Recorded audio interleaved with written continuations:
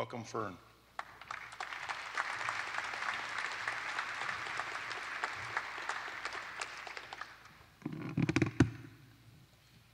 When I retired 20 years ago, I vowed I would never set an alarm clock except to get up somewhere wonderful on a plane. However, I'm happy to do that for Joe. I was, as he said, a teacher for many years, and I taught at Auburn High School journalism program. We operated under a policy written by the school district's media center that put the children, and they are not really children, they are very close to being voters. They don't have to wait till they're 21 like I did.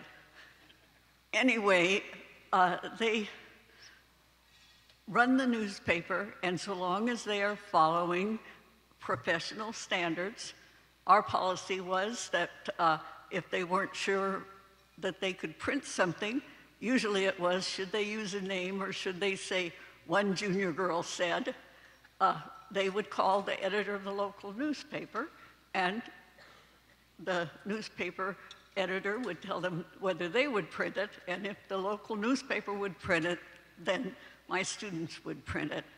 Some of them are here. I see Claudine over there, and I know Bill Clark is somewhere here. I don't know where Bill is. But at any rate, I was very interested. I was active not only in the state, but in the National Journalism Advisors Association.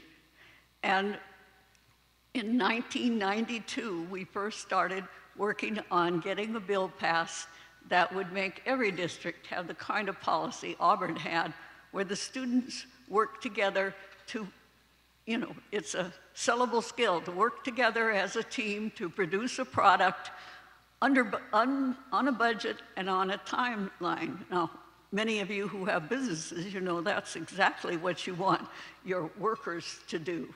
And my students did that, and they still are.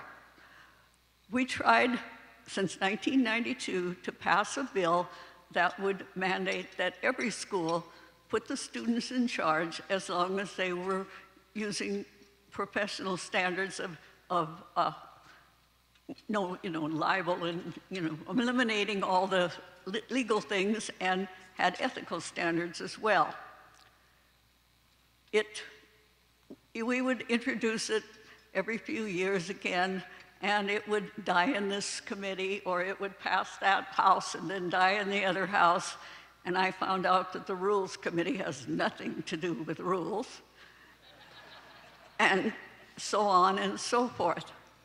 Then my friend and the current journalism advisor of the Troy Invoice, Tom Kaup, who is right there, decided to invite Joe Fain to visit his classroom.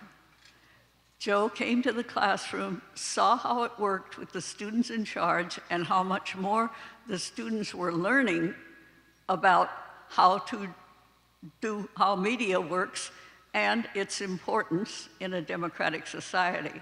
The first thing dictators do, as you know, is set down a free press. So at any rate, Joe was asked and agreed to sponsor House Bill 6540, and we took it to the Senate. It passed overwhelmingly, and then it died in that session. Next session, it was still live. The Senate re-voted it in. I think it was, 41-4 or something like that. And then it went to the House, and we got through the committees there, and it passed. I was sitting at home with my computer in front of me, just so nervous when it went for a vote. And when it got past 50, I thought, hooray, it passed. And then it kept going, and it passed 91-6, and then was signed by the governor. I was so thankful. Joe helped us with this bill, and he showed what he does best, his willingness to work across the aisles and get bipartisan votes to support causes that are important to us. I'm sure that all of us have fussed at one time about the national politics and the state politics, where politicians are more interested in supporting their party instead of getting the work done that we hired them to do. Joe does that. He is willing to work across the aisles and to get support for things.